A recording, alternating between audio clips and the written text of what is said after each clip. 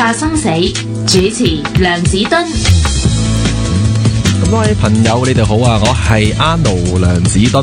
咁咧，今日咧我請嚟嘅嘉賓咧，咁啊都係一位咧，其實可能好多嘅聽眾啦，你可能喺唔同嘅場合咧都有機會聽過，或者係甚至見過佢嘅訪問啦，或者係可能真係喺唔同嘅地方咧，可能係聽過一啲佢嘅分享啦。其實咧都我自己咧就覺得，哇，其實好成功啊！呢位朋友真係我自己喺度聽，哇，好犀利！佢做好多嘅嘢，而好多嘢都係好有意義嘅，好多嘢咧都喺今日嘅社會入邊咧，我哋都覺得哇，真係好正，又幫到好多好有需要嘅人。咁但係咧，原來咧喺做呢啲嘢之前咧，都有好多嘅故事啦，好多嘅經歷咧係發生。而咧當然咧，今日咧開始咧呢位朋友咧都牽涉到咧關於生死呢一樣嘢啦。咁啊，亦都有一啲工作咧係做緊。咁我講咗好多開場白，大家都估唔到係邊一位嘅。咁我都係介紹下先啦。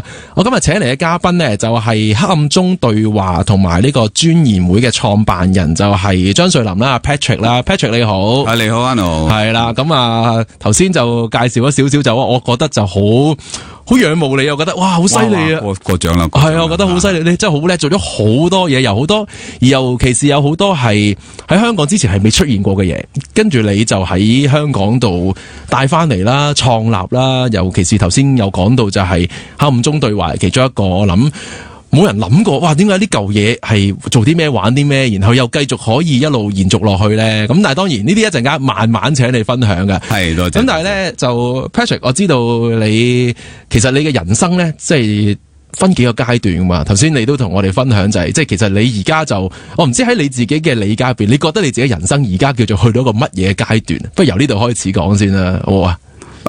人生都唔係自己安排嘅，不過即係響而家嚟講，都屬於第三個階段啦。即係第一個階段就係我哋自己從食奶學行路開始，讀書準備成才，準備走入呢個社會，呢個第一階段啦。第二個階段就係本身自己都有家庭嘅責任啊，社會嘅責任啊，要完成自己嘅事業啊，咁樣吓。咁我就比較幸運啦，比較早咧就係即係覺得，咦，我其實係要進入第三個階段。即係完成晒自己身邊嘅責任之後，亦都要係對社會做翻啲貢獻啦，同埋繼續不斷係成長，令到自己係對呢個生命更加熱愛咯吓。係 Patrick 頭先咧都嗱，聽你自己就話你去到第三個階段啦吓，咁但係咧我知道就係你喺第二個階段嘅時候咧，咁我喺即係今日請到你之前咧，我都即係上網睇過下一啲有關你嘅報道啦。其實你曾經都係一位我會形容咧幾成功嘅企業家嚟嘅，即係都有一啲嘅生意啦，都搵唔少錢啦，咁。但係我覺得最特別嘅地方咧，就係你喺幾年前啦，即係大概有冇10年到啊？有啦，都有咯，係咯。10年前咧，咁啊就係我會叫做真係突然間，我唔知應該用咗咩，可能你會比較形容得更加好，即係突然間放低晒自己啲生意，真係抌晒嗰啲嘢，然後跟住咧就走去咧搞社企。有冇人話你喂？其實 Patrick 你係咪好蠢啊？做埋啲咁嘅嘢，有錢都唔賺咁樣樣。係呢啲都係。人生唔係自己安排得到噶啦，我50歲就退休啦，50歲咧就將所有嘅生意賣晒，咁然後咧就尋找一個令自己更開心嘅嘢啦。因為後生嗰陣時都從來都冇發夢，都冇諗過自己會做生意人嘅。咁但係事實上即係社會嘅形勢啊，中國嘅開放啊，即係呢個80年代、90年代呢個成個經濟發展嘅大潮，自己都冇脫離唔到咯吓。咁所以都七中八撞入咗去就大陸開廠，咁又好幸運地生意都做得好成功啦吓。咁但係響呢個我50歲嗰年咧，就突然間發覺自己生咗個腦瘤吓，咁樣吓。咁其實即係都好得意噶，生意好忙就即係根本係冇時間理個身體，冇辦法冇時間去注意身體俾你個信號，譬如話我眼嘅視力咧係1年之間換咗4副眼鏡嘅，我都話係，梗係我做 email 做得太辛苦啦咁樣。但係其實咧就係嗰個腦瘤已經壓緊我嗰個視覺神經噶啦吓，咁好幸運咯，即係發現得稍微早咗啲，我諗早咗2個禮拜到1個月啦吓，因為響黑暗中對話入邊都有啲同事係同樣嘅病症，結果佢係失明咗啦吓。咁我自己而家都係失咗個嗅覺嘅，我係聞唔到嘢嘅 smelling sense 係完全死晒噶啦，即係俾嗰個瘤係壓到嗰個神經死咗，但係視覺係受影響，不過好彩仲睇到嘢咁樣吓。係咁當時都幾驚咯，因為我都有好多即係有5間工廠響大陸嘅，咁話我太太又唔識做工廠噶嘛吓，咁如果話係即係發生事係會點樣樣咧？咁係咯，咁啊決心即係賣咗啲生意咯吓，咁又好彩，10年前賣廠就賣得到咯，而家賣廠嘅可能賣唔到，係啦，咁就賣咗間廠就即係過渡，然後就重新即係好似細路仔咁學習。走翻去一個公民社會入邊，點樣去貢獻自己啦？因為同做生意係完全兩碼事嚟噶，嗰個即係點響公民社會入邊即係貢獻下。其實頭先你都講到咧，就係即係50歲嘅時候就突然發現患一個嘅腦瘤啦。係即係其實。可唔可以咁講？都真係幾突然嘅，係咪啊？即係完全冇諗過。即係你頭先講，可能有啲嘅先兆啦，可能睇嘢就開始發覺差差地啊。咁但係都冇特別好留意或者好理呢一樣嘢嘅。嗰刻其實真係醫生同你講，阿張生或者 Patrick 真係同你講個不幸嘅消息，你有嗰刻你睇電視咁係嘛？係咯，你真係點嘅呢？嗰刻其實就。咩嘅係有次管理會議入邊突然間暈咗吓，即係直頭暈低咗咁就變咗響暈咗送入急症室之後，先至發覺原來好似有啲問題咁樣吓，即係好快一 identify 到入手術室都唔夠2個禮拜吓，係咁啊嗰刻就冇噶啦，點都要做噶啦，你自己嗰刻就都諗冇乜嘢諗嘅啫，其實有可能快過頭啊，諗唔切，即係唔識驚啊吓，咁啊做咗出嚟。先識驚啦，其實我都係做咗2次嘅，一次就係一個所謂嘅微創手術，咁但係其實個微創都好大鑊嘅，原來嗰個手術就差啲攞咗我命，因為嗰個微創係通過個鼻哥上去，就係唔可以連針嘅，淨係用壓力可以使到自己傷口復原，但係嗰日嗰個 packing 咧，嗰個醫生唔知點解突然間咧就冇咗個 size 嘅 packing， 所以佢夾唔實，咁變咗咧，我出咗手術室之後咧，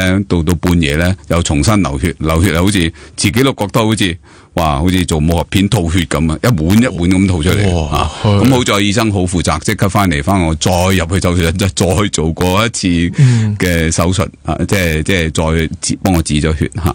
咁嗰時都直情覺得個人飄噶啦，即係所謂睇到嗰啲白光啊咁樣，即係嗰時就識驚啦吓。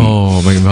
咁後尾就亦都再做過一次開顱啦，因為原來我嗰個腫瘤係唔可以用一個微創去絕走嘅，即係全部清除晒唔得，要係開顱然後慢慢刮走嘅，咁變咗我有差唔多6個月係瞓床，然後諗下，喂，我啲世人想做乜咧？係咪想繼續搵錢咧？咁樣吓，咁都即係自己好幸運啦，有咁嘅機會，有6個月有得諗啦，有得係啦，有得翻轉頭咧，有啲人唔翻得到轉頭啦嘛，哎呀咁樣，咁就走咗啦嘛，咁所以我都屬於係好彩嘅一個人啦吓。哇，真係6個月嘅時間瞓喺度，其實可唔可以咁講就係真係啱啱嗱？如果50歲我哋叫人生啱啱，真係叫做去到即係一個階段啦。係咯。咁然後你就俾個機會你停一停，真係要停咯，即係話俾你知冇啦，逼住你要停啦。咁而嗰刻你就真係去諗啦。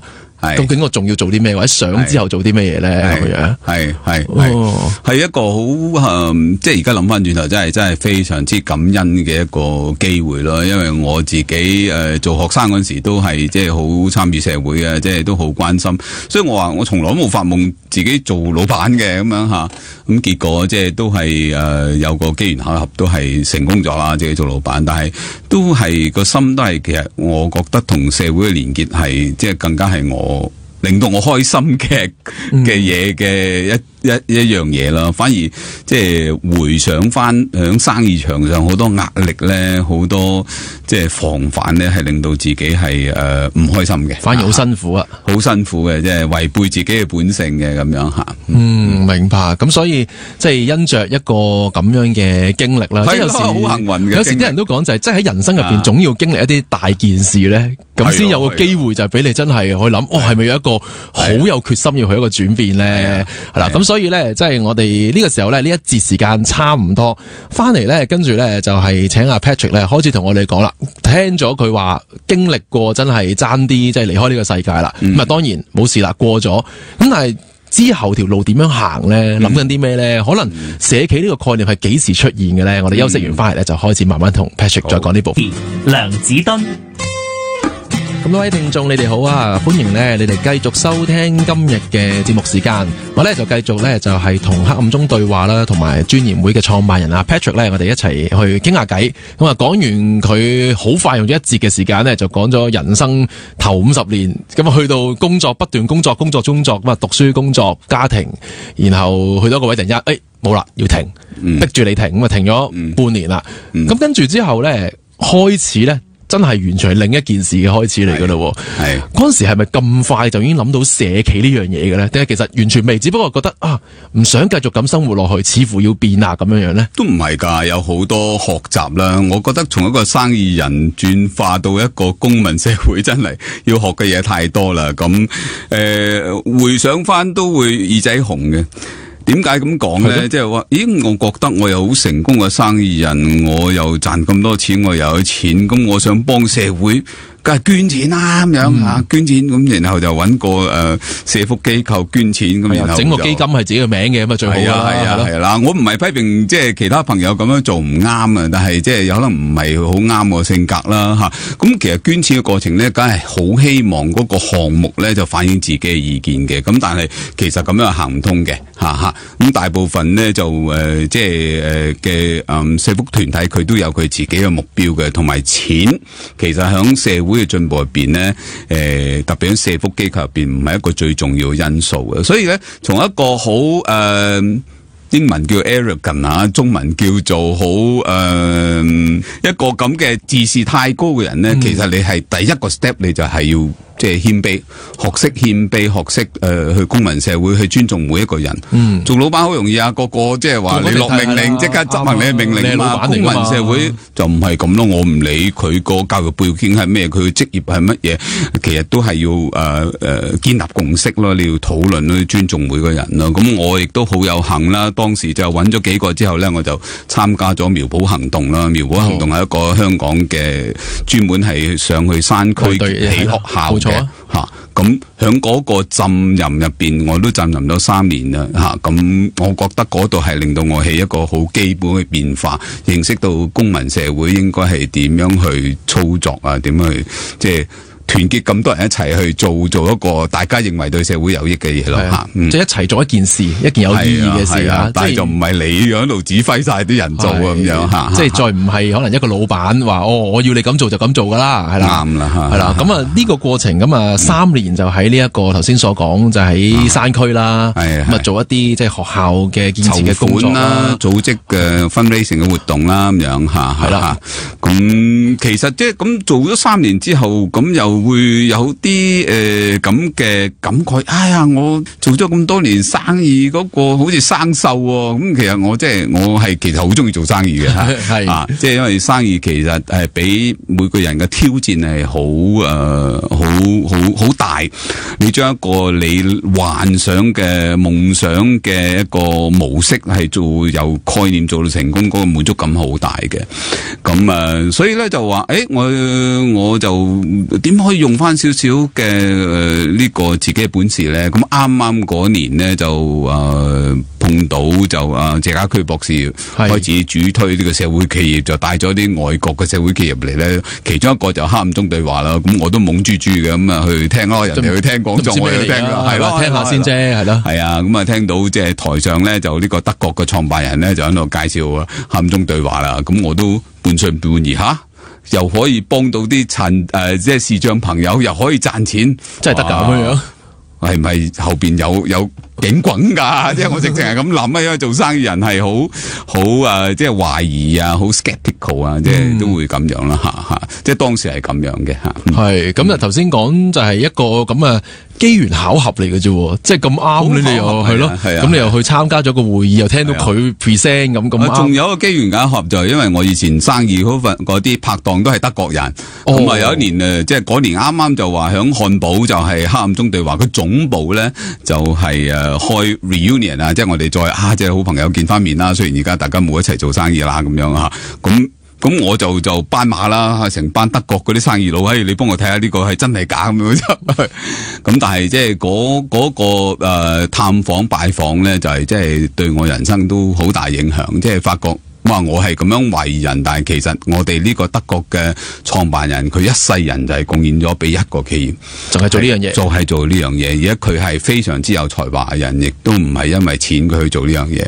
啊！咁我先話喺世界上有呢啲咁嘅人嘅咁樣嚇，咁都係即係對自己係即係好無知嗰啲啫，我覺得全世界就係即係你做好事後邊一定又係有啲嘢噶啦，咁樣啊，即係好懷疑論嘅吓，自己當時嚟講吓。但係呢一個嘅經歷。點樣能夠之後推動到你就覺得我真係要帶呢樣嘢翻嚟香港？即係呢個純粹就覺得，係原來你真係做到咁呢個只係引證咗你嗰份懷疑係錯啫。你真係估到啊！你做到啫，關我咩事？係咯，關我咩事咧？係啊，我最多好欣賞你啫，係咯。係啊，同埋我話呢啲應該係莊陳友做嘢啊，關我咩事啫？係啊，莊陳友佢你呢個失明嘅朋友噶嘛咁樣吓。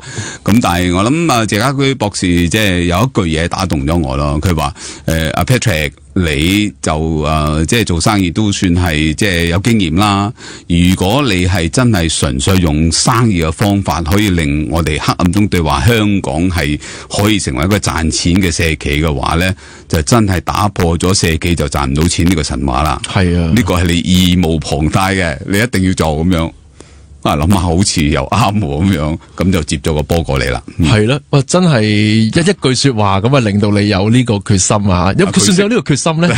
佢識得笠我咯，笠住我。係啦，即係氹咗你落搭啦，我哋咁樣講，係啦，咁即係因着咁啊，然後你當其時就覺得，即係都有得諗咯，覺得係啊，因為我覺得呢個係好嘅，因為自己都係做生意噶啦，因為我覺得一個有良心嘅生意，有一個社會目標嘅生意，佢係可以長存嘅，佢唔需要靠政府撥款，佢唔需要靠善心人去捐錢吓。咁如果係咁咧，社會問題可以解決速度會快好多咯。即係呢個都係自己即係同意嘅一個原則嚟嘅。咁但係點樣將呢個概念做到落實落一個企業度咧？咁呢個就係需要即係好似謝家駒博士咁講，即係需要有一個有經驗嘅生意人，真係肯放下身段去做佢出嚟嘅。咁當時我哋就從兩個同事一齊開始做起，咁就第一年梗係冇咁快賺啦，第二年我哋已經開始賺錢啦。咁到目前為止，我哋有40幾個 full time 嘅員工啦，全職嘅員工啦，我哋請咗10幾個視障同埋聽障朋友啦 ，part time 即係即係兼職嘅呢個殘疾嘅朋友都好多啦，40-50位啦。我哋係香港請最多殘疾人嘅其中一個機構嚟嘅。咁而我哋都係即係都係自負盈虧啦。咁吓，我覺得我哋都為個社群貢獻咗一啲我哋呢方面嘅經驗嘅咁樣。我覺得最犀利嘅地方，我聽阿 Patrick 講就係，即係好多香港都有好多嘅即係為一啲嘅殘疾嘅朋友去做嘅工作啦。咁但係好多時我哋大家都理解就係佢哋都要靠一啲嘅即係可能 donation 啊、funding 啊去做呢一件事，咁先至繼續可以營運到嗰個嘅服務或者嗰個生意噶嘛。咁頭先我聽你講最厲害嘅地方就係你哋係真係冇需要有呢一啲咁樣背後嘅資助，就係頭先你一開始所講，背後總有啲嘢嘅咁樣。你哋真係冇背後嗰啲嘢嘅，真係自己去營運，自己去賺錢，就自己出糧俾啲同事。係咯，係啊，唔係我哋唔想，因為我哋太新啦，所以完全都攞唔到，而且我哋都唔係呢個即係有咁嘅條件啦。我記得好清楚就啱啱開始嗰時，新加坡黑暗中對話又開始，佢哋就全額資助嘅政府，即係政府俾錢嘅，我哋又係私人即係投資咁樣去做嘅。咁我哋同樣響德國受訓，咁佢哋日日咧就喺度就寫 menu 就話我哋點樣操作啊，我哋嗰個作業指導書應該係點樣啊，點訓練人咧？我哋香港嘅團隊咧就日日拗住掹住啲頭髮就話我哋點賺錢啊，我哋點維生啊，我哋搞啲咩得意嘢啊，我哋啲客人中意啲乜嘢？咁我一定程度上，因為當時冇錢，所以成個注意力咧就話，我哋點樣有啲好創造性嘅、好得意嘅嘢，係客人願意嚟俾錢嚟買嘅。譬如我哋體驗館要俾錢入場啦，我哋嘅呢個管理訓練嘅呢個工作坊，佢係都幾貴下啦，都係要推廣啦啫。我哋全副心機就喺嗰度啦，咁變咗因為我哋冇錢，所以我哋係即係搏命諗新方法，咁就。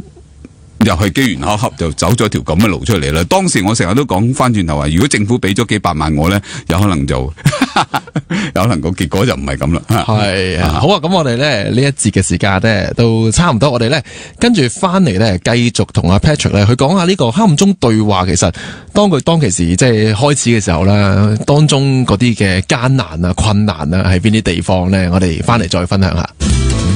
繼續咧同黑暗中對話嘅創辦人啊 Patrick 咧，我哋就有一個訪問嘅時間啊。Patrick 頭先咧就講到去完德國啦，咁立咗個決心就即係話好啦，我要將呢嚿嘢帶翻嚟香港啦。但我反而想問啊 Patrick， 你做生意人，你哋從來開一個新嘅一個嘅生意，必然要做一啲風險評估噶。會呢檔嘢個風險應該好高噶，當其時即係喺香港冇做過，仲要請一啲咁嘅視障嘅朋友去營運，又分鐘喺香港當其時都講到社企又實蝕緊嘅，即係點解咁多樣嘅風險加埋，你都最後都覺得 OK 做？即係呢啲嘢推動到你咁大嘅信心，係真係有機會賺得到咧？你唔怕真係蝕晒嘅咩？其實係。咁風險管理係好需要噶。咁其實而家創業都有一種方法叫做 Lean Startup 啦，精益嘅創業法，即係話你去盡量響細規模嘅經營情況底下咧，去揾出一個方法，響你咁細規模嘅經營底下，你都會賺到錢，然後你先至放大嚟做嘅。咁當時咧，我哋都係咁樣，我係兩個同事啫嘛，借咗即係一個辦公室，即係真係幾萬蚊皮費就開張啦。嗰陣時我哋開張其實係謝家駒博士出咗5萬蚊，我出咗5萬蚊，咁就開張噶啦。得即係我就義工，第一筆嘅投資資金。係啊，我係義工加埋一個同事，咁都係即係就咁開幫吓。咁但係我哋都好啦，當時我哋做一做啦，咁社聯啊、社福界嘅朋友啊，好多即係生意場上朋友都好幫忙，所以我哋係上得好快嘅。咁響我哋成功咗推動呢個管理人員嘅工作坊呢一個行先嘅。咁我哋打開咗個市場，我哋然後先至籌咗600萬先去起而家呢個響美孚呢個體驗館。嗰個就真係即係實實在要擺好多嘢落去，真係要咁多錢嘅。咁係咯。咁而家目前為止即係黑暗中對話有3種生意，一個係體驗館，就俾學生同遊客去嘅。第二個咧就係管理人員嘅訓練工作坊，就係即係訓練人哋管理嘅思維嘅。第三個咧就係我哋叫做Impactainment 啊，就係話係娛樂嚟嘅，純粹譬如話開心嘅啫。暗中作樂音樂會即係暗中晚餐黑暗中晚餐啊，或者我哋個演唱會啊，呢啲我記得啦，係咯。係啊，無聲話劇啊，即係呢啲都係好開心嘅。咁啲朋友都係要揾節目啦。咁但係呢啲開心完個節目都係搭落有味嘅，都會大家諗到原來即係我哋呢個社會包容性，我哋會欣賞唔同嘅人唔同嘅能力啊，即係咁，所以我哋都打造一個比較穩健嘅生意，係依賴三足鼎立嘅個3嘅支柱嚟支持我哋嘅機構繼續嘅運行。哇，好犀利！我覺得其實真係即係可以有幾樣嘢，因為我哋從來做社會服務最大嘅嗰種嘅困難或者困擾就係點樣持續發展啊嘛，即係 sustainability 啊嘛。咁但係好多時大家都明啦，做社會服務淨係曉得使錢嘅啫嘛，我唔識得賺錢噶嘛。咁都唔係嘅，即係有竹篙打一船人。即係我哋好即係唔容易去做得到，即係突破到呢個關口啊。咁所以我諗就係頭先你都講到就係哇，即係喺過程入邊就係可以既有做到服務，因為你對住一班年青人，其實我自己都去玩過啦。其實我覺得幾多反思嘅，即係嗰啲反思係真係幾有價值嘅嘢嚟嘅。嘅，即係你唔係淨係叫佢俾錢嚟，跟住之後玩完就算啦，咩都冇。咁但係唔係，真係有啲嘢又拎得走。係啊。咁又跟住喺另一個角度就係你哋又會做一啲比較有趣啲嘅。係。即係譬如喺香港真係未出現過。我好記得嗰陣時我喺地鐵見得到，好深刻印象就係嗰個暗中作樂係啦，即係全黑嘅一個音樂會。係啦，咁啊請咗好多歌手明星嚟唱歌，但係就話咧全黑嘅，冇燈嘅咁樣樣係啦。係啊，雖然我最後冇機會冇時間去得到，但係我都覺得哇，點玩呢嚿嘢？即係點樣可以玩得到咧吓？今年仲有機會，8月份又嚟啦，係又嚟啦，係啊，即係但係即係事實就係一定就係玩得到先會再有得繼續噶嘛呢件事。年都有添咁吓。係咯，即係我覺得我哋都有一班擁躉嘅。係啊，我覺得呢啲好犀利，我都覺得點樣去突破到嗰樣嘢。咁我諗當然呢個就係喺即係我相信阿 Patrick 即係喺其他好多嘅訪問啊，好多嘅分享咧都有講過呢部分嘢啦。咁今日我都覺得即係我哋未必需要再重複好多呢樣，大家聽眾，我諗你睇而家阿 Patrick 都送咗本書俾我啦，即係黑暗中對話經營社會企業嘅體悟啊。入邊咧唔多唔少都講到呢一個部分。咁我諗黑暗中對話係一個你初步踏入去就係講得好啱，初步踏入一路學嘅，我一路做一路學。初步踏入去即係社企或者係社會服務嗰個角度咧，啱係啦，即係真係初哥入咗去啦，踩一隻腳入去啦。我係好多人話啊，即係你咁成功，其實我好慚愧，因為我覺得一路做就我每一日都學緊新嘢，身邊係好多朋友教我，咁我覺得嘅人生咁樣日日都有新嘢學，又做得咁開心，又有咁多人讚你，都幾好噶呢一個咁嘅歷程吓。係啦，咁頭先都講好多嘅體驗啦，即係一個嘅新仔。咁做咗幾年，真係做社企、做社會服務嘅嘢啦。咁一路都做，咁幾成功啦。咁搞下，咁其實今日特別請阿 Patrick 嚟，梗係要開始都講啦，就係搞黑暗中對話咪幾好咯。咁做咩搞下又覺得突然間又似乎有啲新嘅嘢出現呢？即係開始講到生死。其實你嗰陣時又開始諗緊啲咩嘢咧？其實因為都快啦，咁我都登咗錄啦，咁樣吓，咁自然都會去諗，即係話，咦，即係我呢個人生嘅新嘅階段，我哋嘅角色係乜嘢？咁有幸即係黑暗中對話個團隊都好好啦，咁我仍然都係擔任公司嘅主席，但係我唔需要日常嘅嘢，我唔需要理啊。咁我又手痕啦，又要做一個新嘅社企，就係針對翻，咦，我哋而家香港安老面對咁多問題，咁我哋點樣去即係搞個社企係能夠帶到正面嘅經驗俾我哋香港人呢？咁呢個又係由頭到又再學過咯吓。咁我諗而家專研會嘅定位咧就係呢個樂齡即係快樂老化咯吓，即係老齡化啦吓。咁我覺得呢一樣嘢係重要嘅。咁咧點樣面對生死啊？即係呢個問題啊，都係我哋最關心嘅嘢啦吓。專研會成立咗幾耐度啊？4年幾啦吓。我都4年幾啦。係啊。咁其實你哋嗰個定位就係主要就係頭先你所講，就係一班嘅可唔可以叫做剛退休啦，踏入退休。咁然後就係同佢哋一齊去慢慢去諗下究竟點樣即係可以喺一個嘅退休晚年嗰個嘅生活係過得即係滿足啲啊，可能係覺得個人會開心啲啊，或者可能係唔係就係講緊係錢銀方面啊，而係講緊係心靈上啊，社交方面係點樣讓佢哋繼續可以即係有嗰份嘅滿足感。又可以發揮到一啲佢哋有嘅能力、知識、技巧，去貢獻到一個社會。可唔可以感覺係一個咁嘅角度咧？呢個都係我哋工作嘅內容之一。但係專研會嗰個設立，其實睇到咧就話我哋喺香港安老嘅呢個業界咧，好多都係做嘅嘢係身體照顧啊，幫你醫病啊，你冇地方住俾老人院你住啊，吓，即係吓你冇地方食，我就送飯上門俾你食啊，即係呢樣。呢個係今日社會服務係做緊呢啲嘢啊，係啱嘅。但係我哋睇到咧，即係喺呢一方面咧，有一個缺失，即係其實老人家面對一個問題係最大嘅問題係咩咧？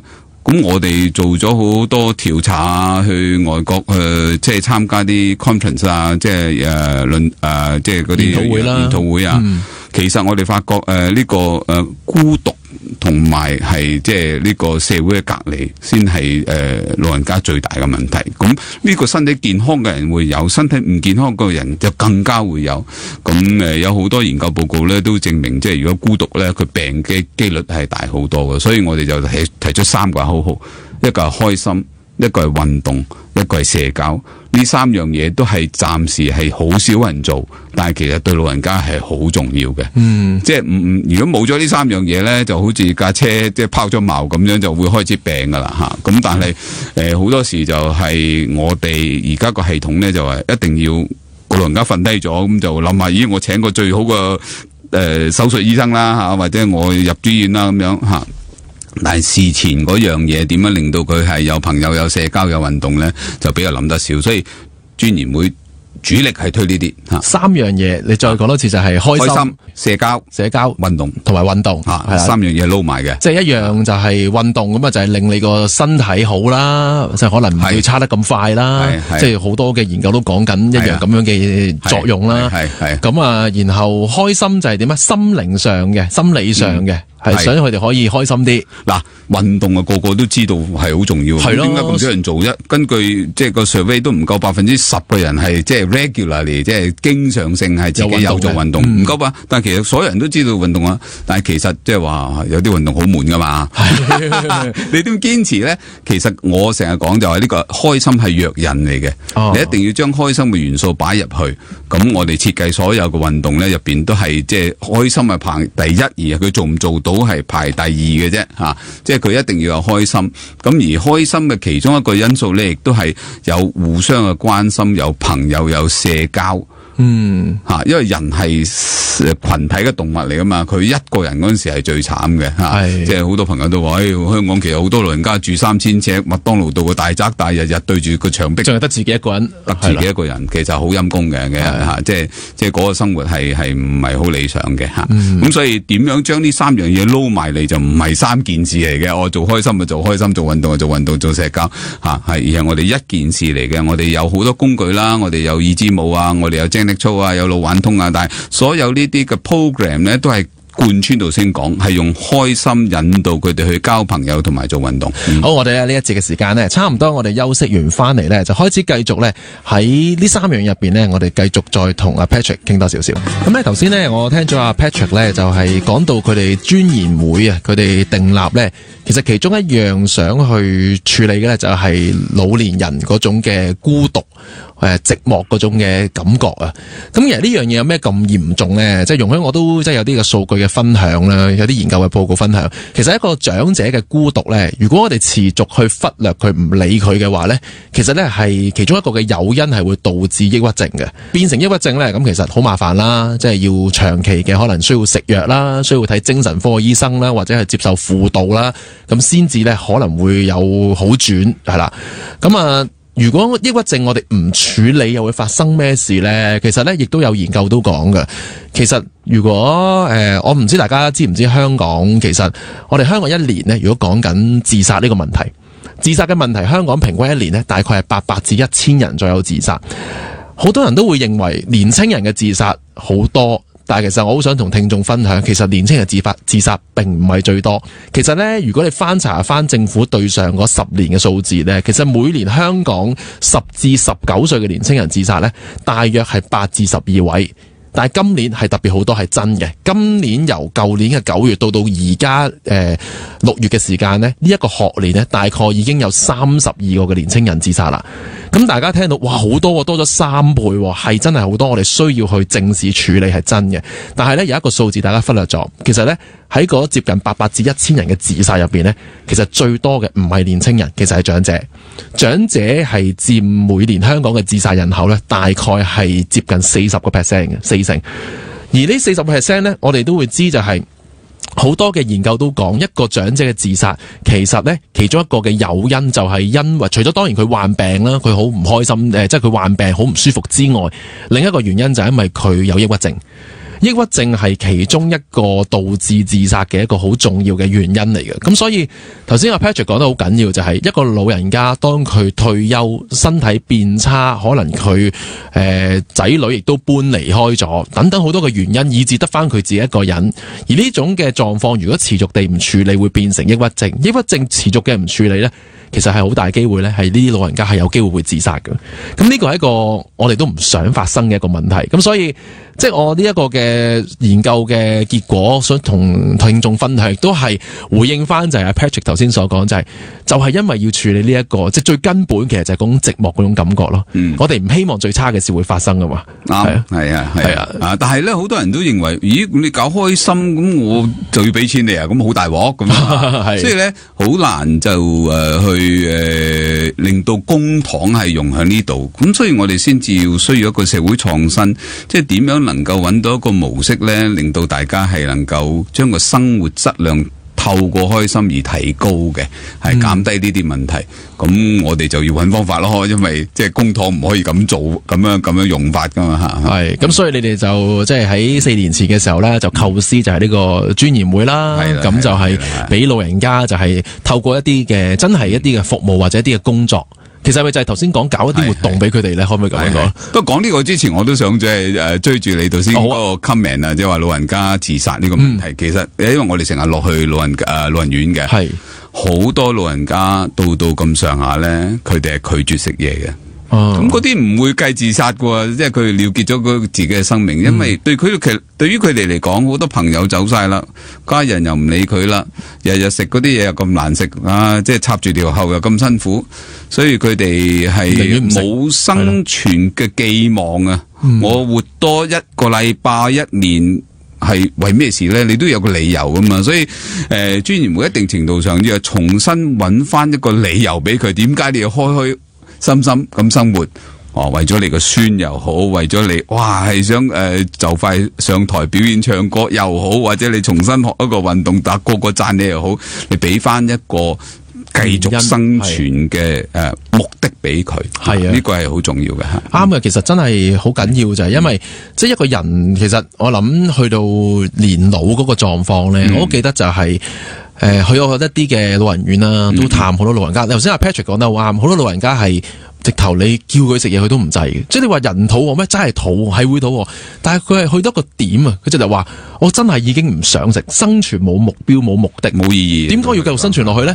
我每日嘅生活就係當我瞓醒，如果喺老人院入邊，我瞓醒就瞓喺張床嗰度，跟住之後人哋夠鐘就叫我推我去食早餐睇電視，跟住夠鐘咁啊推我可能去沖涼嘅，或者咧就唔知去做緊啲咩嘢，咁跟住咧然後夠鐘又食飯，又夠鐘咧就要瞓覺。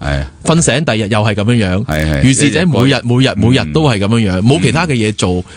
間中可能會有一啲屋企人嚟探下佢，如果屋企人係孝順嘅，咁啊探佢密啲啦。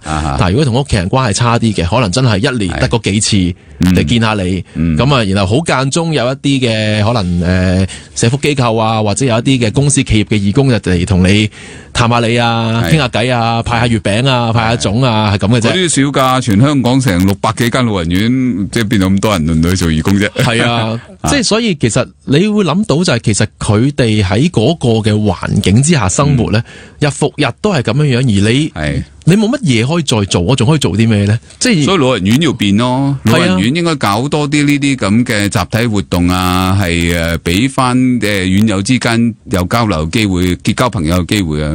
但係而家因為好少資源喺呢方面做嘢㗎，通常都係話人手唔夠，係啦，人手唔夠，亦都係資源嘅問題嚟嘅，的確係。所以你去到老人院，我成日都話，靜如深海，粒聲都冇。係啊。冇錯，間都係咁嘅，係啊，同埋你有時咧，我自己個體驗好深，就係對啲老人院咧，尤其是一啲私營嘅老人院咧，同啲老人家傾偈，你見到佢即係何謂一個人嘅雙眼冇神啊？真係你見到佢哋係冇乜焦點，冇乜目的，係啦，茫然啊，係啊，即係佢個人係 physically 喺度嘅，但係佢個精神或者佢個人究竟去咗邊咧？即係你就會見到嗰種狀況，其實個心都好難過，好唔開心。呢個係咪我哋咁富裕嘅香港社會所睇到個安老嘅現狀咧？即係自己都會耳仔紅，我哋點解會搞成咁啊？係噶，其實即係可唔可以令到一班老人家嘅晚年嘅生活啊，即係更加可能係開心啲啦，或者另一個角度有尊嚴啲啦。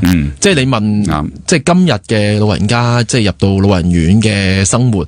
係咪好有尊嚴咧？我只能夠咁同大家分享。雖然我唔係好想批評太多，但係我自己亦都事實去講嘅就係，我諗今日我哋嘅安老照顧咧，我哋其實我覺得做得唔錯嘅，真嘅。但係咧，我哋就只係好集中，就係去照顧佢生理上嘅需要咯。係啊，有飯你食，有糧你沖，有覺你瞓，冇噶啦，就係咁嘅咧。係啦，咁你話，但係一個人其實除咗生理上嘅需要，仲有其他需要噶嘛？仲有心理啊、社交啊、即係靈性啊呢啲角度嘅需要。好可惜，今日真係好大部分嘅即係老人院啦，除非佢好有資源嘅啫，否則嘅話咧，其實都應該好難會俾得到呢方面嘅服務出嚟嘅。啱。咁所以我覺得頭先啊 Patrick 即係就好似正如當年你背負黑暗中對話一樣，就係俾個挑戰你。哇！唔好俾咁大壓力我哋啊！你總要做啦，咁樣樣。位度能夠開創多啲新嘅嘢啦，係好低成本嘅嘢，能夠令老人家又好開心參與嘅嘢噶啦嚇。即係譬如我哋搞嘅以字舞，就係請一啲即係後生仔去帶舞啊，令到佢哋好開心，跳翻啲舊嘅時代曲啊咁樣，係即係非常之成本低嘅，又令佢哋開心嘅活動嚟嘅。而家個成效大概做成點？而家我哋都每個月都響50-60間機構都有帶動呢啲運動，咁我哋每年都有個好大型嘅一個集中，即係可以叫表演，亦可以叫比賽嘅一個 party 啦，我哋叫做都越嚟越多人跳啦嚇。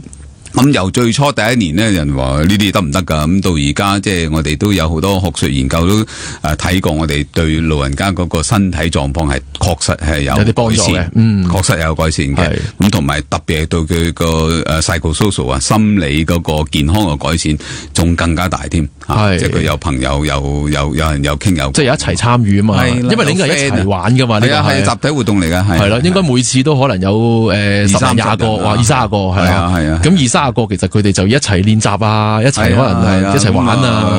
話點解上個禮拜唔嚟啊？點解你今日着個衫咁靚啊？咁樣係，即係都有偈傾啦。係，即係我諗呢啲其實就係背後就係講緊希望提升一啲老人家嗰種嘅即係心理社交嗰個健康啊嘛。係啦，因為社福界都經常講話，有班即係獨居老人成日都唔出嚟噶，佢又唔交朋友。隱蔽長者嗰批，隱蔽長者嗰班啦吓，就我哋就係要捉翻佢出嚟，引翻佢出嚟。好啦，我哋咧呢一節嘅時間咧去到差唔多啦，我哋咧休息完翻嚟咧，仲有一半嘅節目時間咧，咁啊未講到太多關於生死嘅嘢，咁梗係咧翻嚟咧就開始咧講下一啲咧真係死啦，咁嗰度有啲咩事會發生，尤其是我知道專研會咧，你哋嚟緊開始真係咧去做緊一啲嘅program 啊，即係一啲嘅活動咧，關於生死嘅係啲咩咧？點解又會講到呢樣嘢咧？跟住翻嚟再講。各位聽眾，你哋好啊！翻到嚟呢節目嘅下半部嘅時間，我今日嘅訪問嘉賓呢，就係黑暗中對話同埋專研會嘅創辦人，就係阿 Patrick 啦。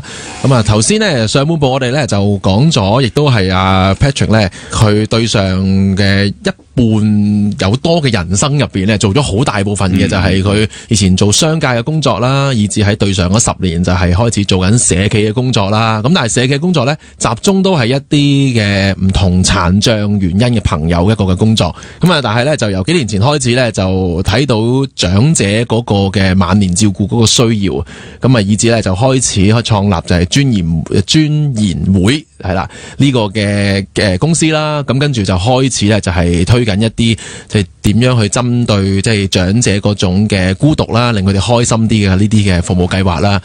咁啊嚟到呢一部分啦，咁啊梗係要講下死啦嘛，係啦。講到死，其實以前你哋就好似應該係未接觸到、未掂到死呢個題目住嘅，係咪㗎？係啊，呢個都係我哋新嘅嘗試，係啦。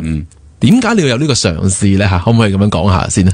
我諗一來係中國人嘅忌諱啦，咁但係越做係越覺得，如果你諗唔清楚死呢回事咧，你亦都做唔好生呢樣嘢。咁你都唔即係死到底係咩回事咧？對你吓，你死之前想完成啲咩心願咧？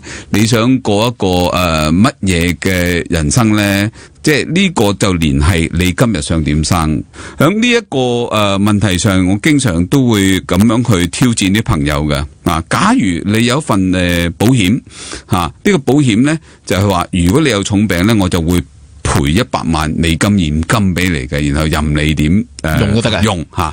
咁如果醫生簽咗啦，保險公司又賠俾你，你想點去用呢筆錢呢？嗱，第一個選擇你就係攞住呢筆現金就去美國侯斯頓揾最好嘅醫生醫病啦，最新嘅方法可以搞掂你，等你再延長呢個壽命，還是你攞住呢筆錢同你心愛嘅人去環遊世界呢？咁樣吓，咁你會點樣選擇呢？個答案好得意嘅。如果你自己選擇係你係嗰個病人呢，你就話我去環遊世界，大部分人會咁選。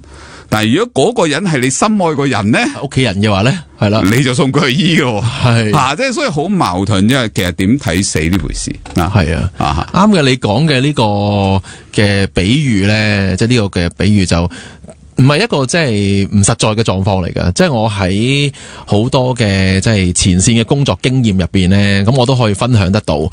好多時咧，我自己喺探一啲臨終病人嘅時候咧，咁我哋都會傾到咧，就係有一樣喺香港我哋經常都提嘅，就係叫做預設醫療指示啊嘛。預設醫療指示其實咧，我諗聽眾如果聽我節目都知道係大概係乜嘅。好簡單地講，就係一份文件，就係俾一個臨終病人去講低簽訂，就係話俾佢知，如果你去到即係嗱，而家你臨終啦，即係你就嚟死噶啦，醫生已經話俾你知噶啦。究竟有一啲嘅醫療嘅方法，即係啲比較叫做入侵性啲、激烈性啲嘅，即係譬如要插鼻喉啊、胃喉啊，跟住又唔知點樣洗腎啊，即係可能會令到你真係唔係太舒服嘅一啲嘅治療，你想唔想繼續先？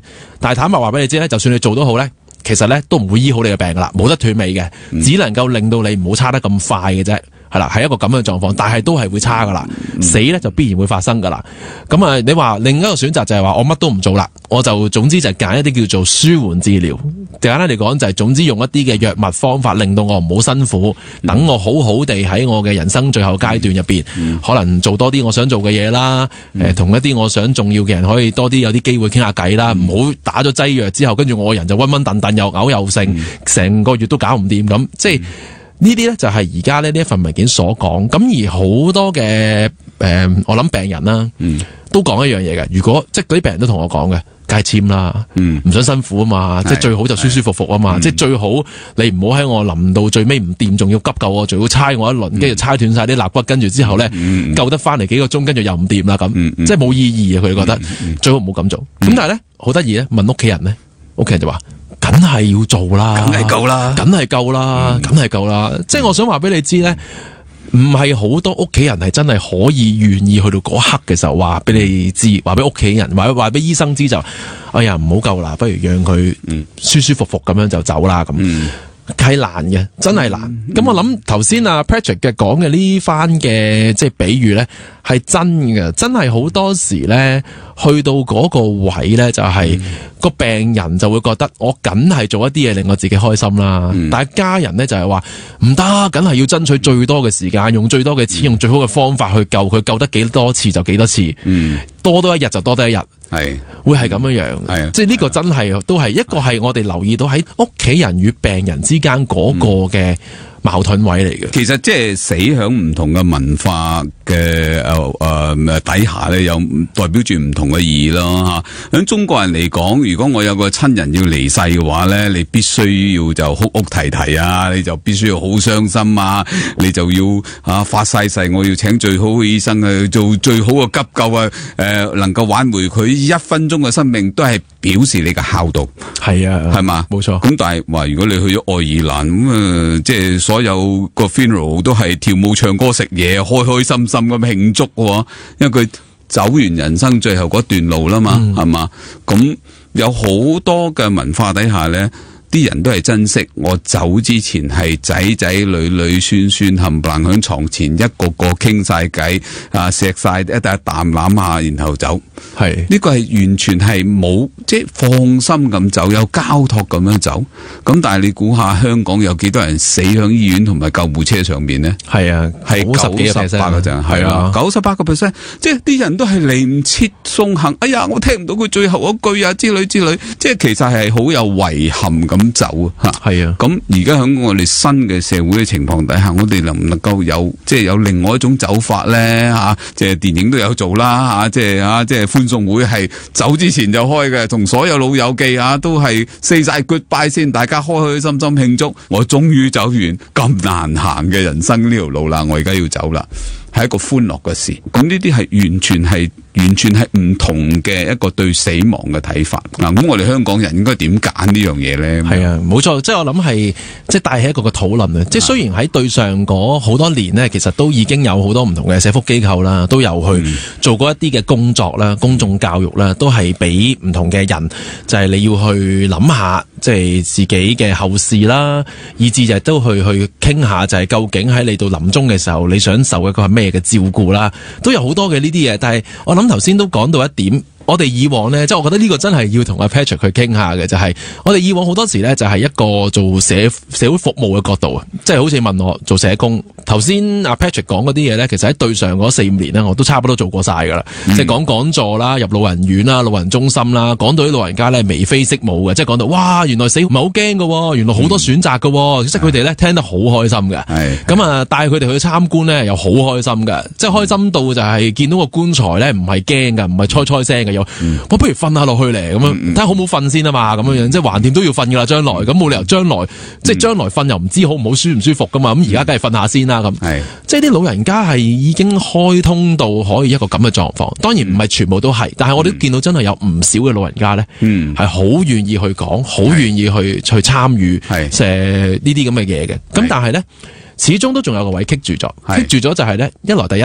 佢個仔女咧，似乎咧就係未接受得到。正如頭先講咧，個孝字好緊要嘅。喺中國人入邊咧，好多時就係咧，我哋做仔女梗係孝順父母噶嘛，冇理由同個阿爸阿媽講，我哋幾時死啊咁樣樣，好不孝噶嘛，係咪？即係舒服啲啦，好不孝噶嘛呢件事，即係好多樣嘢開唔到口，係啦，開唔到口，你攞張相都影唔到啊。係啊，即係你覺得好衰仔噶嘛，即係你冇理由問自己阿爸阿媽，你想第時幾時死啊？死咗點算啊？咁好多時就係呢個位咧未打破得到，咁以至我自己有唔少嘅老人家都係會同我講，就係冇啊，我有諗法噶啦，但係我嘅諗法我講唔到俾仔女聽，我仔女唔肯聽我講，咁啊。而更加喺呢個狀況之下呢，就係即係令到我哋好多嘅即係服務啦，即係我哋服務就係做咗好多嘢，做咗唔少嘢啦。但係去到呢個位停咗，做唔到，維持唔到落去，甚至好多有意思嘅我見到唔少嘅一啲嘅做長者生死教育嘅服務呢，其實可能都係做幾個月、1年就冇咗啦，跟住就消失咗啦咁。即係呢個係好可惜嘅，即係我哋覺得消失嘅原因係冇人有需要。唔係，其實需要係繼續有噶，只不過好多時就係講緊唔能夠將呢一種嘅工作去轉變成一啲有機會可以持續營運一啲嘅可能係社企啊或者等等呢樣嘢，即係我見到呢個就係最大嘅困難咯。咁所以好多好有心嘅同事啦，即係可能頭先都講啦，講呢啲講座其實都要需要有一定嘅資歷噶嘛，咁嗰啲嘅同事咧，其實最後做咗可能1年2年之後，跟住話唔得啦，要轉工啦，冇得繼續營運落去，咪即係直頭個服務冇咗啊，執咗笠啊，咁你點咧？咁你一定係要為生活，你就要轉噶啦嘛。咁佢哋咪走去做翻其他服務咯。咁其實你嗰啲年資又嘥咗啦，又冇咗嗰啲人才啦。咁即係我諗呢個就係以往喺香港見到嘅狀況。咁所以喺呢度即係時間差唔多停一停先。咁但係咧，即係我諗休息完翻嚟咧，可以再同即係 Patrick 傾下，就係即係你作為一個生意人啊，即係呢一個困籠。有冇得打破嘅咧？即係究竟死呢樣嘢，好多嘅商界咧，其實都講到明咧，係唔中意俾錢嘅，唔中意投資嘅。有冇得諗咧？我哋咧完咗翻嚟咧，繼續再同阿 Patrick 傾下。歡迎咧繼續收聽今日嘅節目啦。Patrick 頭先咧就我少少嘅分享，我再分享埋先，睇下你有冇啲咩指點下我嘅迷津啊嘛，真係啊，都俾啲經驗我點樣解決呢個或者打破呢個困籠。咁咧就嗱話說啦，咁我諗好多聽眾都知啦，我都做好多生死教育嘅嘢啦，咁做咗都一段嘅時間啦，其實都前後後接近9年嘅時間都係做緊呢一樣嘢啦。咁咧講咗。我諗超過200個呢啲咁嘅講座都係講生死咁啊，去好多唔同嘅地方啦，咁又搞過大型嘅活動啦，即係舊年有啲朋友都知我哋搞過死亡節 Death Fest 啦，咁啊去過嘅人都話哇好成功，好正，哇你搞死嘅都講到成萬人嚟，你可以前後後咁，即係你點搞咧？咁真係搞到啦，咁啊好成功。咁咧，今年我哋咧都好想再繼續搞，咁但係好可惜就成日都係講得錢嘅問題啦，冇錢咁你冇得搞噶，嗰個 program 講緊都有7位數字嘅一啲嘅開支喺入邊噶嘛，咁你舊年就有華永會嘅贊助啫，咁但係今年真係冇呢個贊助嘅時候，咁點算咧？我其實咧。早在好幾個月前咧，就已經一路去揾緊一啲商業嘅贊助。咁但係咧好多時咧都面對一個困境啊，就係咧差唔多大部分差唔多我咁講全部嘅行業咧，無論係做美容啊、賣衫啊、咩地產啊、咩旅行啊、咩保險啊，乜都好咧。咁我當佢同佢講話，我而家咧有個活動，咁咧其實咧就好想咧就係講生死嘅。一講到個死字咧，即刻嘅嗰啲係啦，即刻閂門啦。即係嗰啲做 marketing 嗰啲嘅 manager 咧，即刻話喂。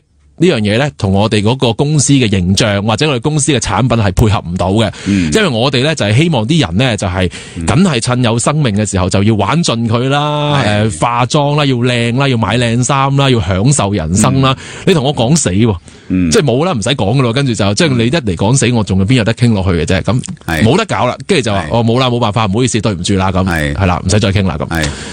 呢個困境真係好難，所以我諗你哋將來你尤其是而家即係開始踏入去講到死呢一步嘅時候，喂，其實都係面對呢個困難嘅，因為實在好多嘅即係成個社會入邊都係希望人就最好，梗係生存得耐啲啦，仲有時間。即係尤其是我成日都講啦，即係今日我哋其實去我哋期望或者我哋會喺報紙雜誌我哋會讚賞一個人到50歲嘅時候咧，佢個樣望落去仲係30歲就覺得好正啦。即係我哋講凍齡噶嘛，我哋要講呢樣嘢噶嘛。即係我哋唔會講一個人50歲嘅時候，我哋覺得哇，你50歲已經哇，你真係靚到好有個50歲嗰種感覺噶。即係咁樣嗰個人就會好嬲你噶。係啦，咁嗰啲咧專係 sell 咧，你要你年青買美容嗰啲產品就肯定咧就拚你出門口嘅。即係一個咁樣嘅狀況，你講到死，其實會唔會好難呢？會唔會即係呢條路係其實好難揾到出路咧？作為生意人，你點諗咧吓？哇，真係好難嘅題目啫。係咯，但係最近同一個商界朋友傾開，佢話喺香港死其實都好公平嘅。你係城中名流，又係去嗰度；你係草根百姓，又係去嗰度。係啊，我去邊度啊？咪北角嗰度咯，得一度啫嘛，咁樣。其實我哋即係冇乜得揀，所以話如果等個人係先有咗，你然後先去諗個商機係難。但係死唔係佢一個人嘅事啊嘛，其實代表好多嘢。嗱，我舉一個例子，我有一個好好嘅朋友，亦都係佢媽咪守寡湊大佢嘅，咁佢事業都好好啦，即係大學畢業啊之類咁。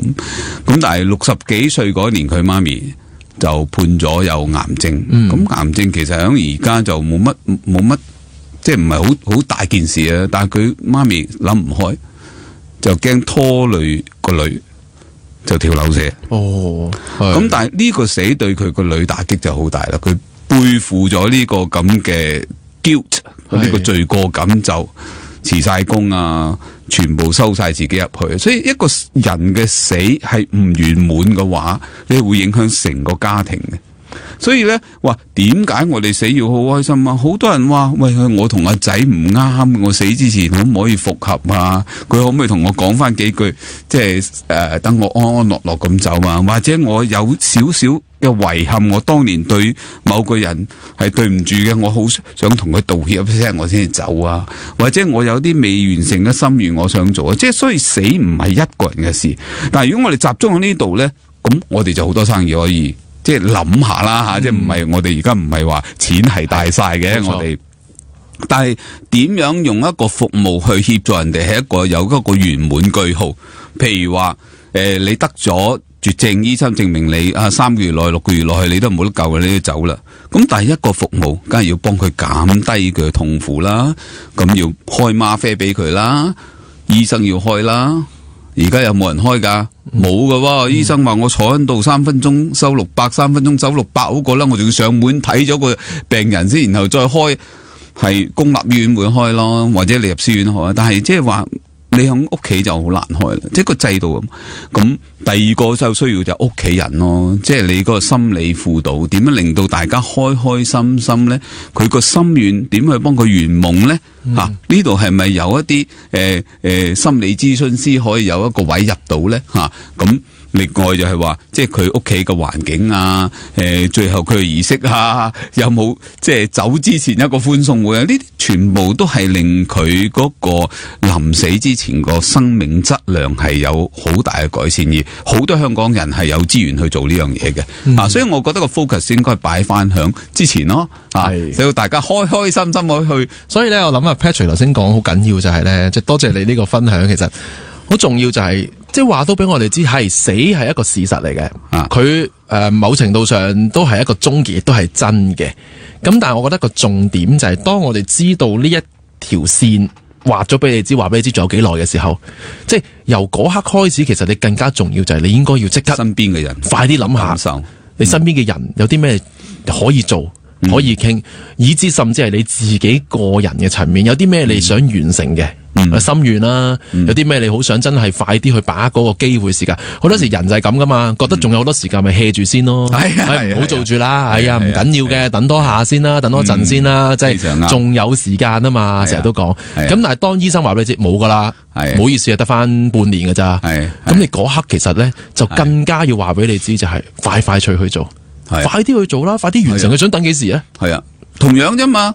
你有100萬現金，你去再電擊你幾下，再做多幾個手術啦，還是你真係3個月環遊世界，有一個好美好嘅回憶。係啊，然後佢走咧，係啦，走係冇人可以抗拒到嘅嘢嚟噶嘛。但係你需要一個回憶啊嘛。啱嘅，其實係嘅。而呢個回憶最重要嘅，唔係淨係俾個病人自己嘛，係俾埋你嘅屋企人噶嘛。啱，即係呢一個係好重要。即係我點解好認同頭先阿 Patrick 所講，亦都係我哋做生死教育。其實做生死教育，我哋其實講緊啲咩嘢咧？其實做生死教育根本上我哋就係強調就係生啊嘛。唔係講死嘅，其實我哋只係用死作為一個起點，所以我哋會講咩叫做從死看生啫。係從死看生就係我哋由死睇翻個生。如果我起碼我不斷就係同你講死講死講死，其實意義可能真係唔係好大嘅。人都死啦，死咗咁就乜都冇嘅時候，我做咩仲要講呢啲嘢啫？咁但係最重要嘅就係當我哋知道有死嘅時候，我哋點樣去生呢？而生死教育入邊，我哋其中即係會帶出嘅2個最重要嘅主題啊！咁呢個都係我喺舊年嘅 Death Fest 就係講緊2樣嘢。第一就係叫做及早預備啊嘛。及早預備好簡單，就係喂，人總要死啦。咁但係喺你死之前，你可唔可以預備得好啲咧？無論係一啲實際上你嘅後事啦，頭先 Patrick 所講就會唔會可以同屋企人傾下先啦？又或者搞定一啲 parties，即係等你可以即係有一啲嘅嘢可以講低啊，同你中意嘅一啲親朋戚友好好影下相啊，相處下。其實及早預備係為自己好，亦都更加重要就係為你身邊嘅人好嘛。你唔使等佢咁彷徨啊嘛。我成日都話你死咗，如果你唔講低，身邊個人幫你搞都唔知點算，即係唔知㗎，你唔講就慘咯，咁爭係啊，跟住係啦，跟住或者錢財咪爭咯，即係爭你唔講低就爭㗎啦，乜錢都可以爭噶，其實真係㗎，冇乜錢都可以爭噶，係啊，我都見過唔少呢啲，係啦，即係及早預備係第一個我哋所講，而第二個嘅主題就係叫做活好當下啊嘛，其實同頭先你所講，係咪都要死啦？既然係咪都要死嘅時候，咁我哋更加就係把握仲有呢段時間，咪活好佢咯，而活好就係。有好多嘢你以往有諗過想做，但係因着好多原因你冇做嘅，快啲做咗佢啦。以往有好多好重要嘅人，其實你有啲說話好想同佢哋講嘅，快啲講咗佢啦。你唔知仲有冇時間噶嘛？唔知仲有幾多時間噶嘛？即係我諗生死教育其實就係講緊呢啲嘢，所以我覺得我好認同其實阿 Patrick 頭先所講，我都覺得其實你哋行咗呢條路咧係辛苦嘅。咁啊，即係用一個社企嘅角度去行，但係。有得諗嘅，其實應該係，我成日都唔覺得係冇可能去行，因為其實我成日有個概念，我覺得就係，如果大家商界嘅朋友係明嘅話咧，其實所有嗰啲咩旅行社啊、美容班啊，其實係更加應該係 sell 得掂嘅。話俾你知話嗱，正個個咧都有機會死噶，你咧就應該喺未死之前咧，快啲去咗先，用晒啲錢先，又唔好用晒嘅，用晒就好大鑊噶啦，係啦。但係起碼你覺得計嗰條數掂嘅，你快啲去啦，即係你想扮靚，快啲扮咗先啦，你唔知幾時冇機會噶嘛，係咪啊？咁所以我就覺得咧，有得諗嘅，我都唔明點解咧冇得諗。不過 anyway， 好啦，去到呢一度咧，呢一節嘅時間就差唔多啦。我哋休息完翻嚟咧，仲有2節嘅時間咧，咁啊，同阿 Patrick， 不如我哋講下啲咧個人啲啊，睇下你自己點睇，即係尤其是你都頭先講，你都登錄啦，咁啊，即係自己嚟緊嗰段時間。即都知道一定唔會非常之多噶啦，你又點睇自己嚟緊嗰段時間，以至自己嘅死亡咧？好，歡迎咧繼續收聽今日嘅節目。我哋咧仲有2節嘅時間咧，繼續就係同阿 Patrick 啦，我哋可以傾下偈啦。頭先咧，我即係喺上一節嘅尾段咧，就拋出一個問題俾阿 Patrick 啦，就係你都講到啦，你都已經即係過咗60歲啦吓。其實自己都心裏有數㗎，有啲嘢係啦，唔多唔少都有諗過啊。究竟自己仲有幾耐時間咧？係啦，其實有冇開始都真係會諗下自己嘅死呢一件事嘅咧？會㗎啊！後生嗰陣時就覺得60歲好老㗎啦。我話，如果我有60歲命嘅話，我死都甘心㗎啦。但而家真係有咯，而家就唔甘心啦。所以即係話到呢個年紀都會諗，即係話，我想做乜？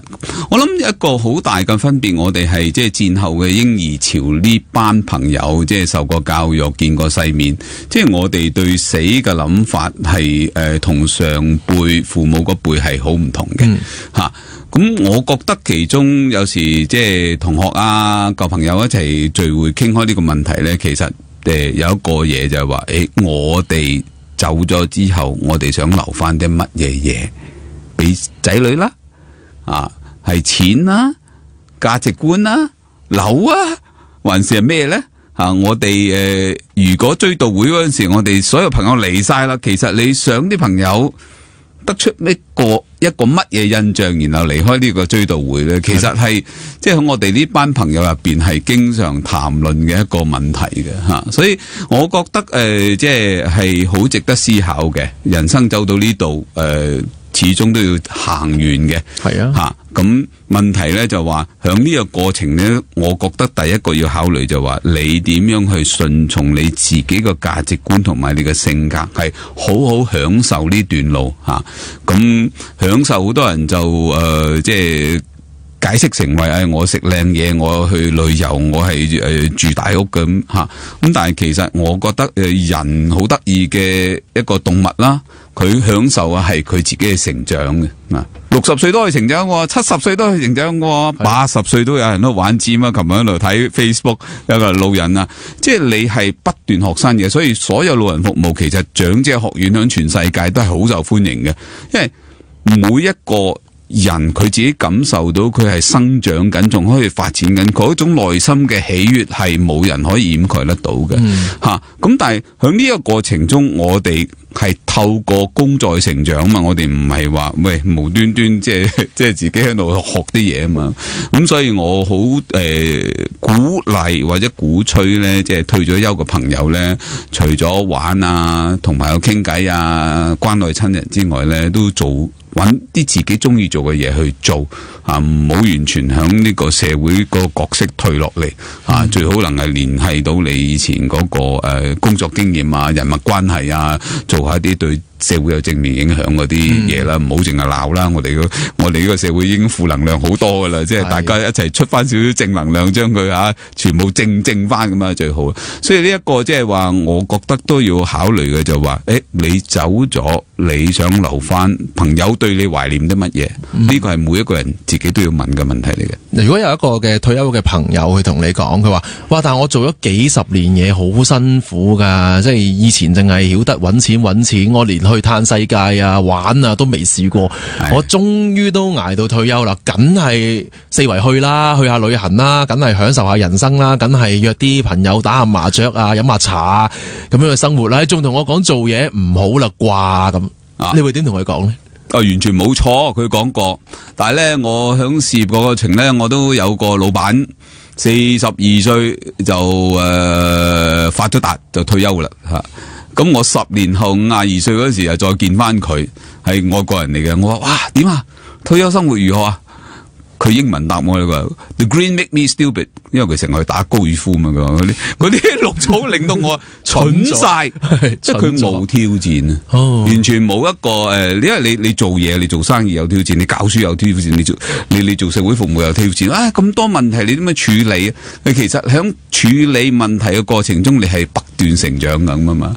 我好感受佢呢句說話吓，有好多朋友一退咗休咧，就係即係收翻去自己嗰度同太太去旅行啊。咁一旦個朋友圈子就越嚟越窄啦。如果佢唔識多啲朋友，好多時其中一個走咗咧，就係好悲慘嘅。係吓，咁就好容易會即係抑鬱啊，好容易高血壓啊咁樣去。所以點樣擴闊佢自己嘅生活圈子，多啲做嘢去挑戰翻。咁玩梗係要玩啦，旅行梗係要玩啊，有靚嘢食都不妨噶嘛。即係呢啲係唔係相衝撞嘅吓。咁所以我會覺得係點樣豐富自己嘅人生咧，係必須工作同埋玩係一齊發展。講下你自己嘅經歷或者你自己嘅例子啊？你有冇真係退咗休之後咧，都頭先所講就係都要玩下？雖然我頭先聽你都做咗好多嘢，繼續做黑暗中對話啦，跟住又專研會啦，又好多計劃啦，即係俾人感覺哇，好似好工作狂喎，退咗休都仲死做爛做咁樣，即係完全唔享受嘅咩？你係咪完全唔享受嘅咧？咁梗係唔係啦，我每年都起碼都有最少有2個禮拜以上嘅假期旅遊嘅吓，咁好多短嘅旅遊啦，即係一個禮拜3-5日嗰啲都係好多啦，即係因為旅遊真係令到你係個人放鬆好多嘅，咁當然仲有自己好多即係適當去放鬆咯，因為隨住身體狀況個改變係意識到嘅，因為我的確年輕嗰陣時都係一個工作狂嘅吓，但係而家嚟講係唔輪到你唔係放低少少工作嘅，但係工作嘅挑戰係重要嘅，即係譬如話我而家都仲讀緊一個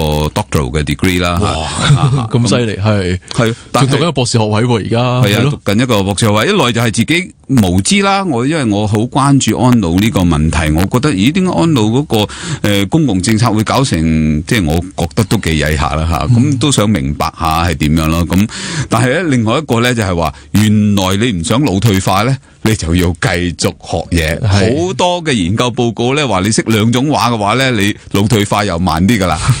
如果你係做一啲新嘅嘢咧，你腦退化，因為個腦個可塑性係好高，你越學得多嘢，你係腦退化係越係遲。你越係唔做嘢咧，就快就可能好快就會最快樂嘅就係睇電視，睇電視咧係。你個額前葉係唔喐嘅，你淨係視覺同聽覺嘅啫，所以好多時你睇完好精彩嘅電影出嚟問翻，好享受，不過唔知講乜，即係咁咯吓。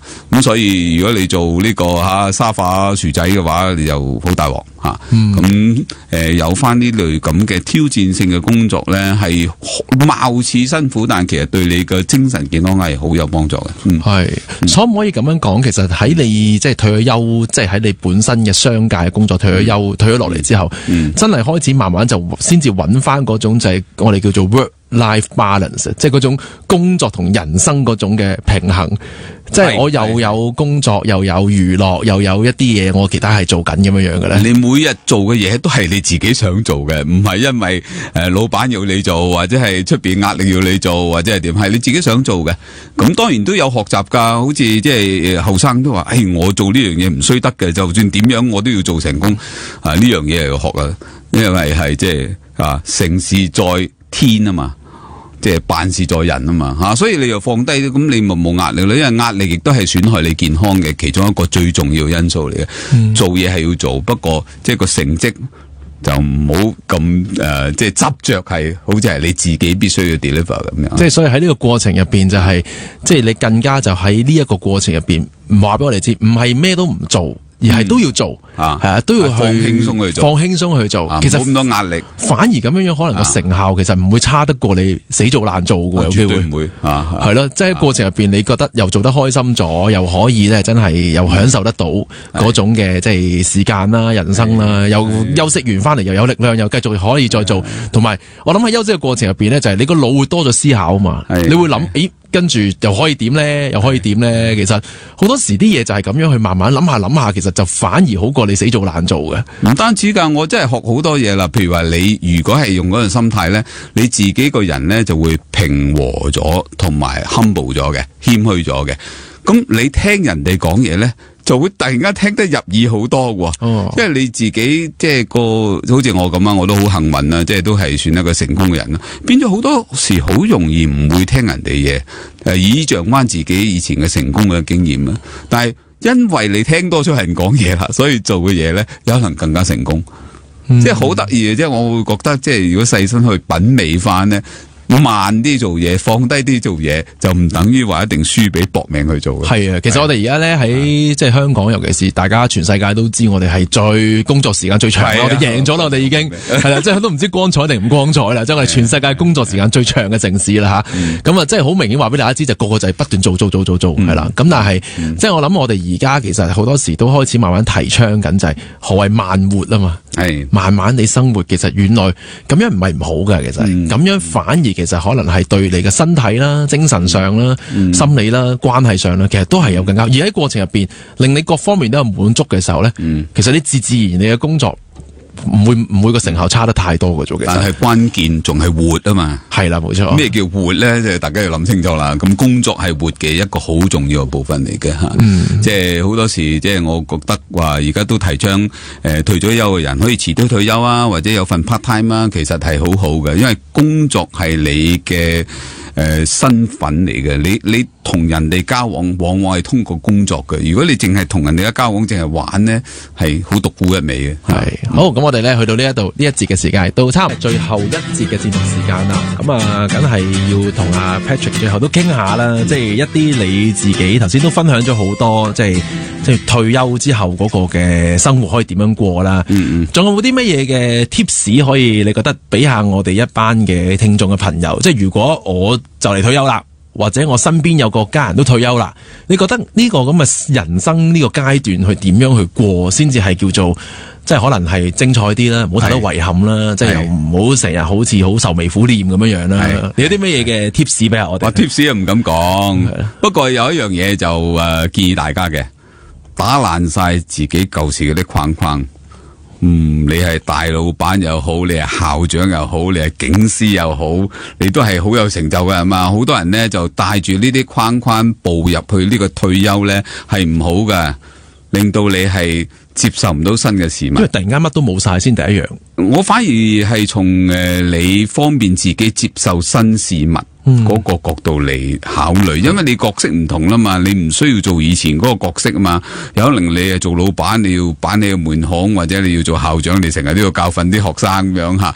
咁你抱住呢咁嘅角色入去呢，你就變咗係阻礙你新生命嘅誕生啊！即係如果你打爛晒呢啲嘢呢，你係會更加容易去即係接受到新事物。呢個係即係第一個，如果話係 tips 嘅話，第一個啦。第二個我就話係盡量擴闊你生活圈子，越係你以前冇接觸嘅嘢，而家你就真係去接觸下，唔緊要噶。接觸完你唔中意咪唔中意咯吓。咁我同我太太咧就定咗個規矩啦。而家我哋識嗰啲朋友咧，最好係年輕過我哋20歲嘅。呢個係其中一個條件之一啊。因為其實係年輕人佢嘅生命力會強啲啦。咁同埋話即係我睇得太多老人家90歲咧，佢哋都會講，我唔知我有幾多歲啊，佢哋都話。我唔走做咩？我識嗰啲人都全部走晒，我係最後嗰個嚟嘅。咁我希望我第日唔會講呢句啦，因為有啲我啲 friend 都冚唪唥都後生我咁多嘅，咁樣即係肯定我唔係最後走嗰個咯吓。咁所以即係話新嘅朋友圈子、新嘅事物，打破自己，我覺得係令到自己係重新有個成長嘅機會。咁呢個成長係會帶俾你好多快樂嘅。我有個問題都想追問，就係關於你話打破即係以往自己一啲嘅即係框框咧。如果真係有個朋友同你講啦，好難，Patrick，我以前真係即係一人之下咁樣，即係哇萬人之上，個個都睇我頭，我一講一句咧，下邊咧就哇好多人咧就跟住我講嘅嘢就要去做嘢噶啦，即係你要我打破真係好難，點做到啊咁樣樣？我諗其實係要透過你跨出嗰一步，而你享受到嗰個快樂，然後從我去說服你，咦？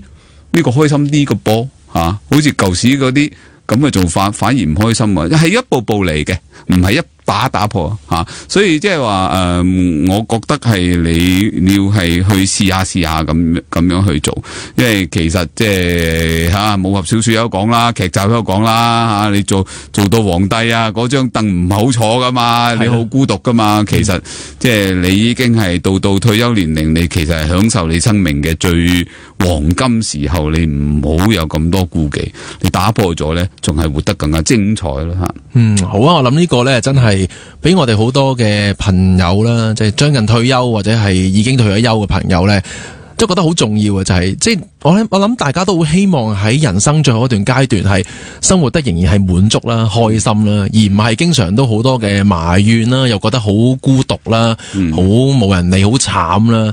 即係我諗冇人想咁樣過最後嗰段時間。係絕對冇。係啦，即係尤其是我哋即係中國人，我覺得有一個我哋好好嘅智慧嘅就係，雖然中國人咧好怕死，但係咧其實咧我哋好得意嘅，有一句說話咧，我哋原來又好中意，我哋每個人都想善終啊。即係中國人嘅好得意，我哋唔想講死，但我哋又好想善終嘅。咁我哋好想善終，我哋點樣可以做得到咧？其中一樣就係、我諗今日阿 Patrick 嘅分享話咗俾我哋知好多嘢，就係、你要跳出突破或者打破咗你以往嗰種嘅生活模式。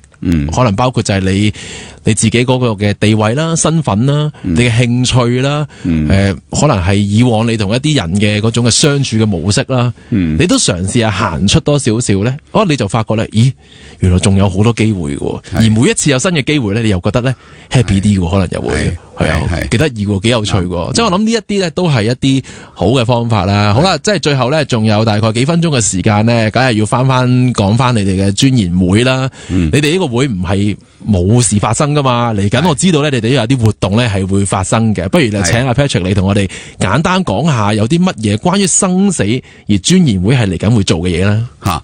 我哋嚟緊呢有一系列嘅講座咧，都係請到啲知名人士同大家對談嘅。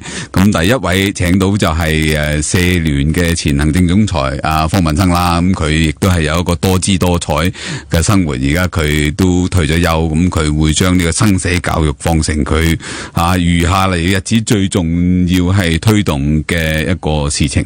咁當然即係向佢自己個人嘅生命經歷呢個咧係佢都碰到好多有關生同死呢方面嘅思考嘅。咁除咗佢之外，咁仲有好幾位好知名嘅講者，咁有啲都係講話即係身邊自己面對死亡係點樣樣，有啲就係話面對後輩嘅死亡係點睇吓。咁一系列嘅講座，咁希望咧即係大家都密切注意我哋嘅網站啦，咁樣係啦，可以咧就係我諗咧，即係你哋嘅最主要嘅資訊咧，就係咧嚟緊咧都會多啲咧，就會喺翻Facebook 啦。咁我諗呢個都係即係大家經常都會睇資料嘅地方嚟噶嘛。咁不如你講埋個名，等大家真係想揾嘅時候，咁點樣揾得到啊嘛？我哋呢個系列嘅講座叫做 Life Chat 啊。LIFECHAT 就中文名仲未諗到，而家有可能即係大家會過一段時間先揾到嘅。咁但係你上去呢個J 級嘅網站都會揾得到噶啦吓，咁樣或者專研會嘅網站都會揾得到噶啦吓。係啦，咁所以咧，如果咧你哋想揾相關嘅活動咧，頭先都講到啦，即係除咗 Facebook 之外咧，即係你上翻專研會入邊佢哋嗰個嘅網站啦，咁我都可以話聲俾大家知，佢哋嘅網站咧就係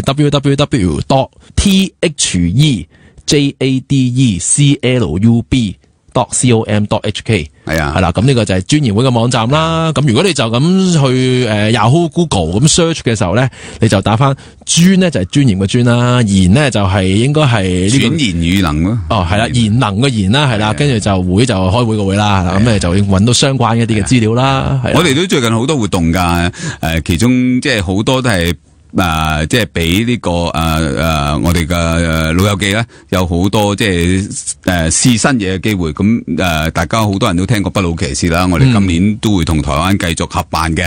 咁咧，我哋會有10個名額。咁如果有興趣嘅朋友，亦都可以上我哋網站睇下，即係點樣可以去報名啊。咁因為報名都好踴躍，我哋都會篩選嘅。係啦，好正啊！不老騎士係啊，即係可以去而且我哋嘅對象係唔係單車高手，我哋係一啲即係有興趣即係用呢樣嘢去健身嘅就得噶啦。咁我哋嚟緊仲有電影嘅放映啦，講啲老友記點樣學電腦嘅啲趣事，係一個好好嘅電影，係免費嘅。咁大家上我哋網站即係報名登記就得噶啦。就好多呢嘅資訊啊，好多嘅活動啊，都可以上翻專研會嘅網站入邊咧，都可以揾得到啦。好啦，咁最後啦，真係最後啦 ，Patrick 有冇啲咩嘢嘅最後嘅分享或者一啲嘅說話都想送俾我哋嘅一啲聽眾啊？包括人生啦，或者你人生一直以嚟帶咗啲乜嘢嘅信念，可以同我哋去分享下。我個信念就係即係當你響幫別人嗰陣時，其實你係最大嘅得益者，你係最大嘅蒙福者，即係非常之感恩。即係我覺得好多時即係香港人會有一個咁嘅錯誤嘅諗法，就誒我都咁忙咯，我自己都未搞掂，我點去幫人呢？咁其實係響我嘅體驗嚟講，呢個係完全係相反嘅，係響幫人嘅過程中，令到自己嘅家庭係和睦啊，令到自己係感恩啊，令到自己更加平和啊。咁響你有啲咁嘅表現呢，你會有好多朋友，你有好多朋友嚟幫你咁樣吓，咁就係即係好多正能量嘅累積係。咁我希望大家朋友都係為我哋香港社會未來嘅幸福啦，即係更多嘅正能量啦吓，即係希望我哋嘅香港社會